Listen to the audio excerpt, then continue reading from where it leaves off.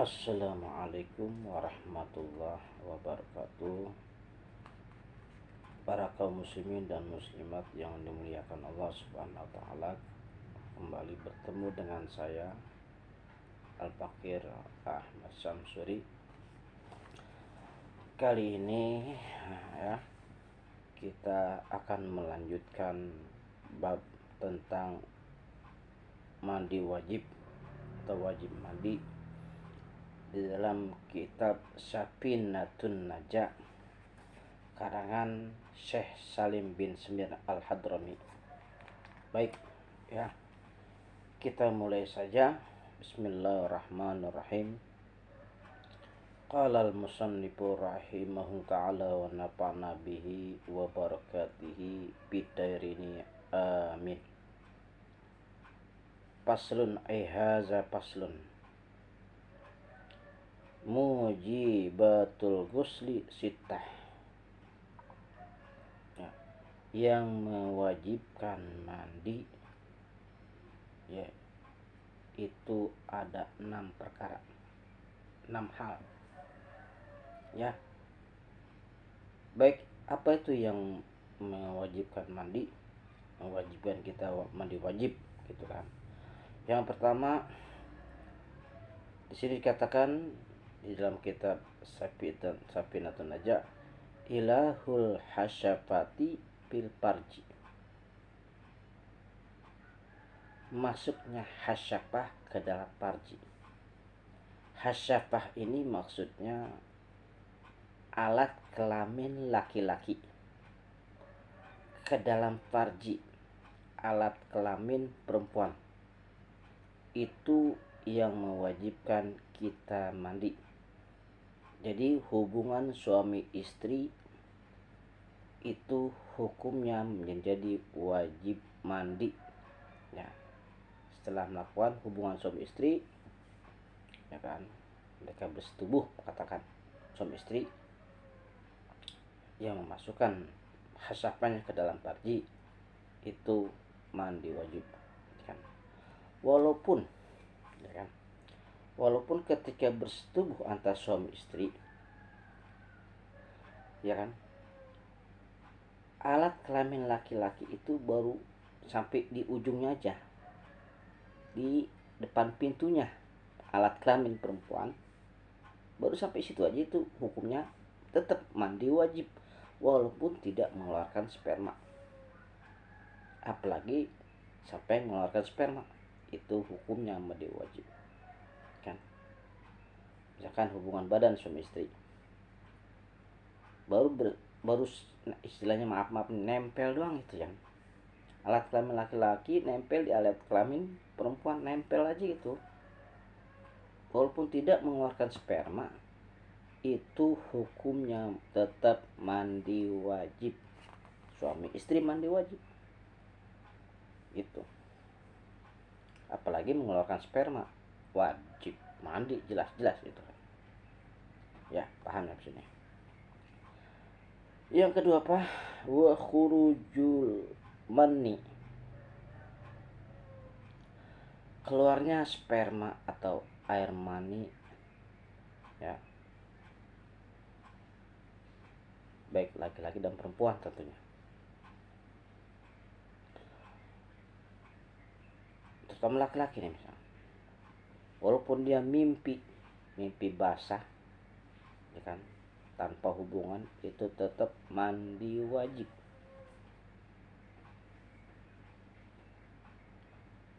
Hukumnya mandi wajib walaupun mimpi, tidur bangun atau basah celana dalamnya basah, ternyata sudah cek, wah ternyata dia mimpi, itu hukumnya mandi wajib.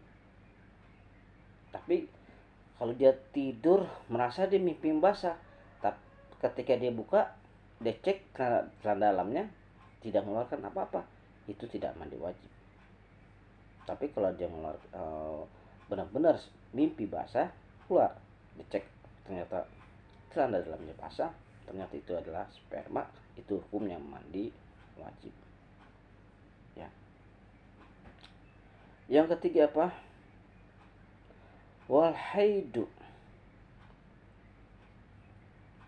haid atau menstruasi bagi wanita, bukan bagi laki-laki. Laki-laki nggak ada menstruasi. Menstruasi hukumnya mandi wajib, ya kan? Kan di sini ada haid, ada juga yang namanya darah istiadah. Istiadah ini darah penyakit wanita. Ya, misalkan sudah lebih dari 15 hari tetap masih mengeluarkan darah, itu namanya darah istihadah.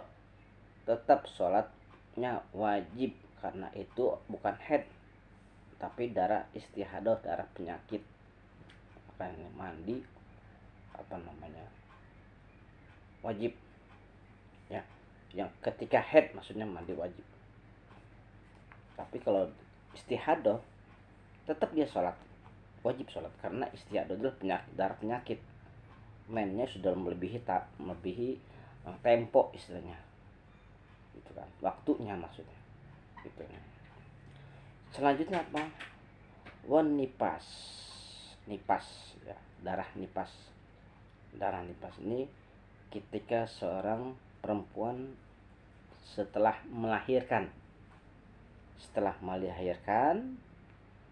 maka keluarlah darah nipas, ya kan? Maka itu hukumnya mandi wajib. Kalau selesai darah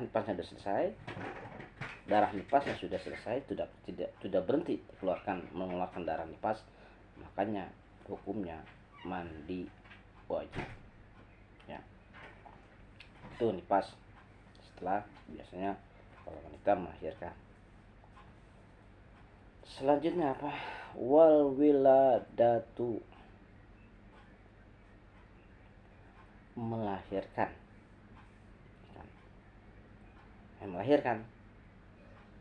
Setelah melahirkan pasti mengeluarkan nipas. Melahirkan dia hukumnya mandi wajib. Melahirkan mengeluarkan darah nipas, ya kan? Dia hukumnya mandi wajib setelah itu. Yang terakhir apa?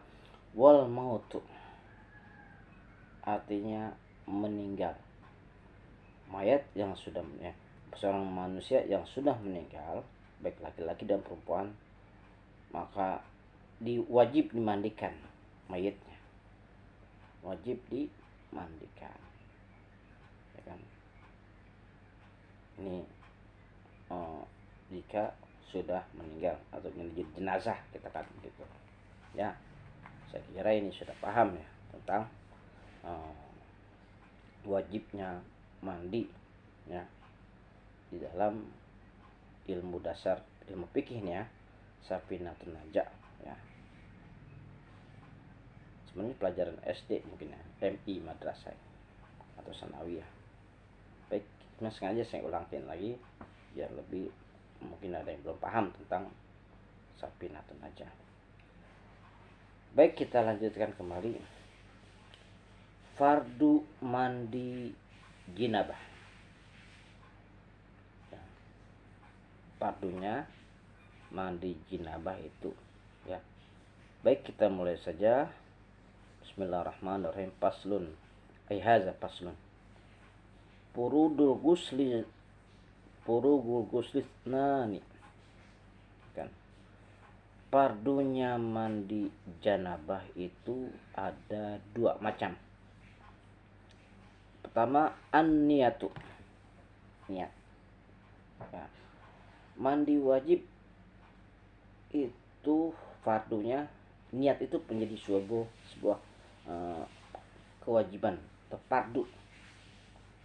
Mandi wajib pakai niat hukumnya wajib, maksudnya begitu.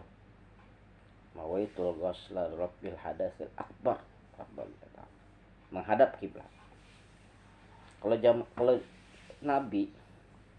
Nabi sunnahnya Nabi kan, ketika Nabi Muhammad mandi wajib, dia membersihkan alat kelaminnya dulu.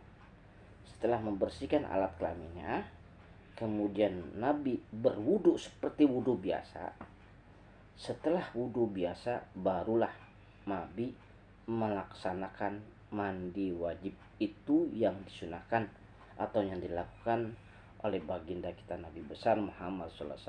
Kadang-kadang kita nggak tahu, habis hubungan badan suami atau istri, asal mandi aja, langsung mandi tanpa wudhu itu nggak apa-apa sih, karena emang Nabi emang berwudhu itu sebelum mandi wajib itu hukumnya sunnah, ya kan, karena apa yang dilakukan oleh Nabi seperti itu, gitu kan.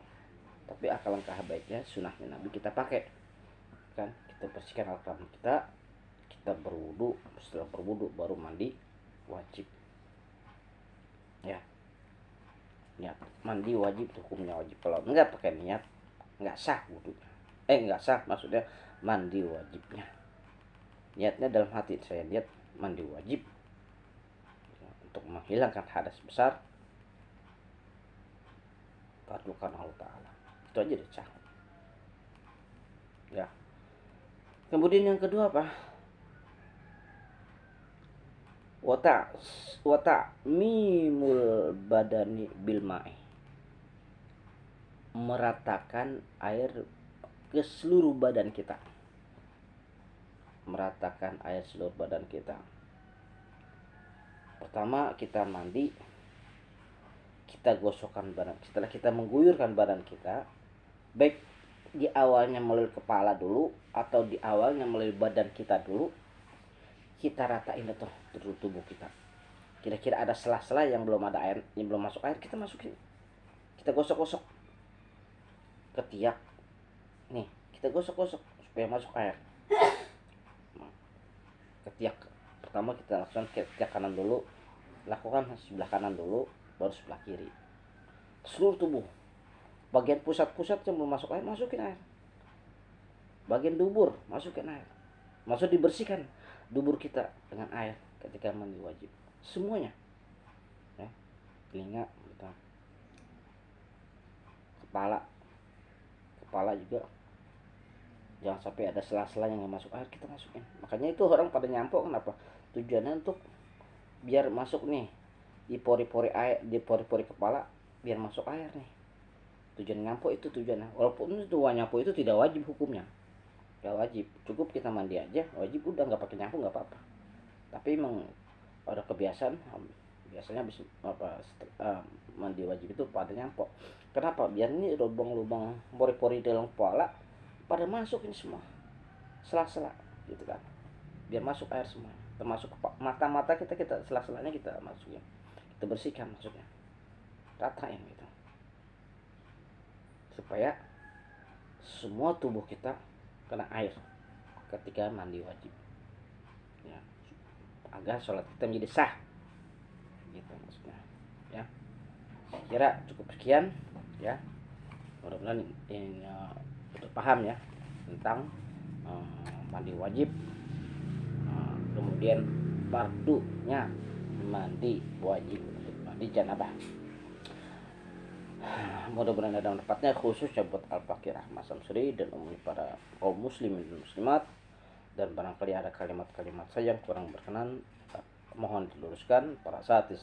Akhir kalam, wabillahi taufik wal hidayah. Wassalamualaikum warahmatullahi wabarakatuh.